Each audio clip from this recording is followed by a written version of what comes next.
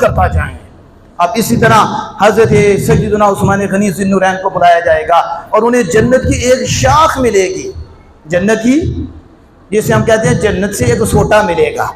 وہ حضرت عثمان غنی ہیں, یہ حدیث پاک کے لفظ ہیں. فیؤتی بعصا, انہیں کیا دیا جائے گا؟ ڈنڈا, عصا. وہ عصا لے کر آئیں گے اور وہ جنت میں سے ایک شاخ ہے جسے اللہ پاک نے اپنے دست قدرت سے جنت میں گاڑا ہے, وہ آپ لے کر آئیں گے. جب لے کر آئیں گے تو انہیں بھی حوض کے پاس کھڑا کر دیا جائے گا, حوض کوثر کے پاس کھڑا کیا جائے گا اور فرمایا جائے گا رد من شئت برحمت اللہ اور زبا من شئت بعلم اللہ.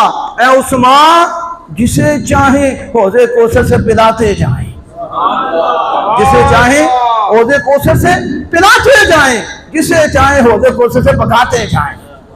اب بتاؤ, جو عثمان سے پیار کریں گے تو وہ پیئیں گے نا, تو جو حضرت عثمان غنی سے پیار کریں گے وہی تریں گے نا, باقی تو سڑیں گے, باقی تو جلیں گے. اور سنیوں کے سینے ٹھنڈے اور ٹھریں گے اور چہروں پہ بلب بھریں گے, نور کے بلب, لائٹیں نکلیں گی. صرف یہ نہیں,